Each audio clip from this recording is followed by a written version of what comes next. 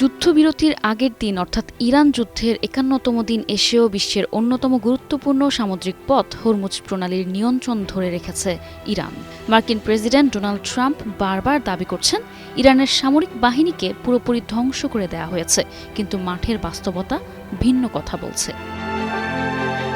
বিশ্লেষণে দেখা যায়, বহু স্তর ভিত্তিতে ইরান হরমুজ প্রণালীর নিয়ন্ত্রণ ধরে রেখেছে। এই প্রণালীতে ইরানের নিয়ন্ত্রণের প্রথম হাতিয়ার হল মাইনফিল্ড। বিশ্লেষকদের মতে, প্রণালীর দক্ষিণ অংশে মাইন স্থাপনের ফলে সমুদ্রপথের যানবাহন বাধ্য হচ্ছে আরও উত্তরে, অর্থাৎ ইরানের উপকূল ঘেঁষা লারাক দ্বীপের কাছ দিয়ে যেতে, যা ইরানের আরও বেশি নিয়ন্ত্রণ নিশ্চিত করছে। নোভা এলইডি টিভি, ঝকঝকে ছবি, নিখুঁত শব্দ, ৫ বছরের ওয়ারেন্টি। নোভা মানি সঠিক মান, নিশ্চিত সেবা।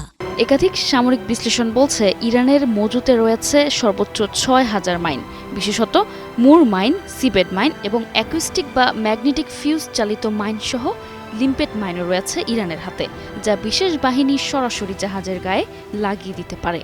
মার্কিন মাইন সুইপার এই মাইন পরিষ্কার করতে সক্ষম হলেও সেই সুযোগ পাওয়া কঠিন, কারণ মাইন সুইপার কাছে আসলেই তারা ইরানের দ্বিতীয় প্রতিরক্ষা স্তরের মুখে পড়বে।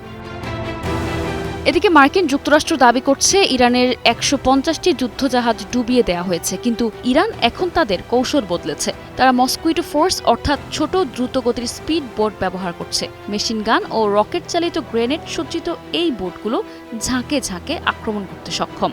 অন্যদিকে গত ২৪ ঘণ্টায় ইরান ২টি এলপিজি ট্যাঙ্কার ফিরিয়ে দিয়েছে এবং ৩টি জাহাজে হামলা চালিয়েছে বলে জানা গেছে। ইরানের বিপরীতে মার্কিন কৌশল সম্পূর্ণ ভিন্ন এবং আরও প্রচলিত, যদিও তা তেমন কাজে আসছে না। মার্কিন বাহিনী হরমুজ প্রণালীতে নয়, বরং পার্সিয়ান গালফের উন্মুক্ত সমুদ্রে অবস্থান করছে।